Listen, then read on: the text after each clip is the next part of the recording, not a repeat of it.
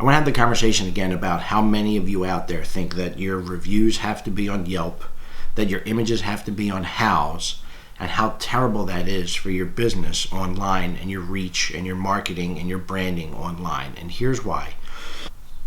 Houzz's job is to get as many pictures on their website as they can so that they have their site get as big as possible and they have as much reach in each local market as they possibly can.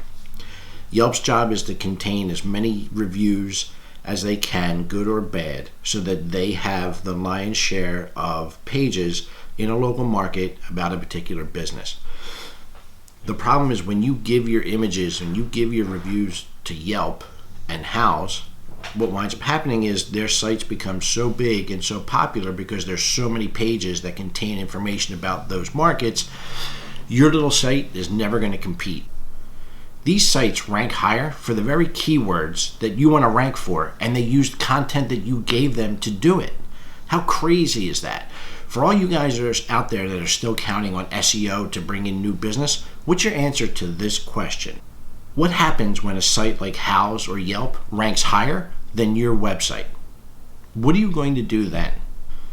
In fact, I want you to go look right now. Go do a search right now for your primary business line in your area and tell me if the first page of Google isn't populated with Yelp, Angie's List, Houzz, everybody but an actual contractor's website. You may find one or two, but that'll probably be the anomaly. It'll most likely be populated with results from those sites.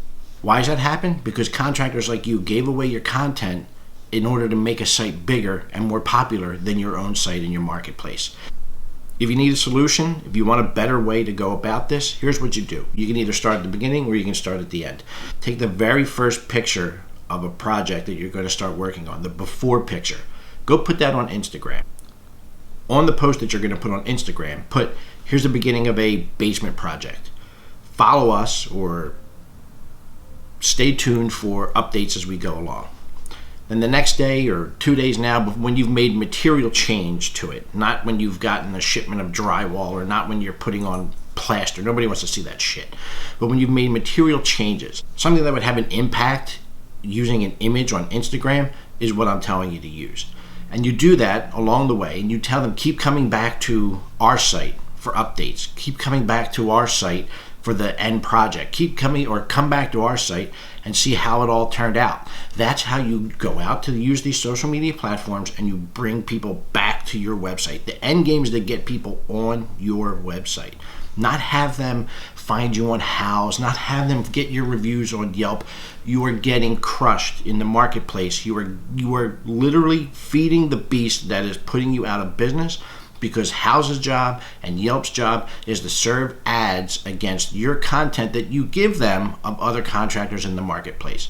So when you think you're doing yourself such a favor putting 30 pictures of that beautiful new basement that you just did on another platform, understand that the ads that are being served against them are of your competitors. They're not always yours.